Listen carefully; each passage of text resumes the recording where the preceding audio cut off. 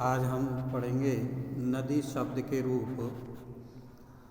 नदी ईकारांत शब्द है जो स्त्रीलिंग शब्द माना जाता है। नदी शब्द के जो रूप होते हैं वो इस प्रकार हैं। देखें, प्रथमा विभक्ति में नदी, नद्यो, नद्यः। द्वितीय विभक्ति में नदीम, नद्यो, नदीः।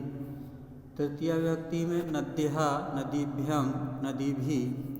चतुर्थी में नद्यः, नदीभ्यां, नदीभ्यः।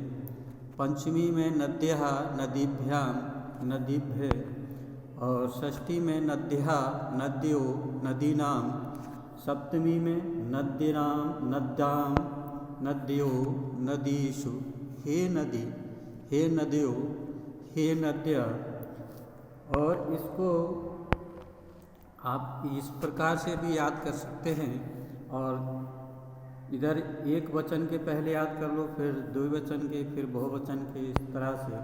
देखें, नदी, नदीं, नद्या, नदी, नद्यः, नद्यो, नद्यः, नदां, हे नदी। इसी प्रकार अगले हैं द्विवचन में नद्यो, नद्यो, नदीभ्यां, नदीभ्यां, नदीभ्यां, नद्यो, नद्यो। इसी प्रकार अगले बहुवचन में नद्या, नदी, नदीभिः, नद्यो, नदीभ्ये, नदीभ्ये, नदीनां, नदीषु, हे नद्यः। इस प्रकार से भी याद कर सकते हैं। और इनको याद करके मौखिक याद करके इसको फिर लिख कर देखें ताकि ये पक्के कंठस्थ याद हो जाएं। संस्कृत के जितने भी शब्द हैं सभी को याद करना पड़ता है, तभी हम लिख सकते हैं। जब तक याद नहीं होंगे तब तक नहीं लिख पाते हैं।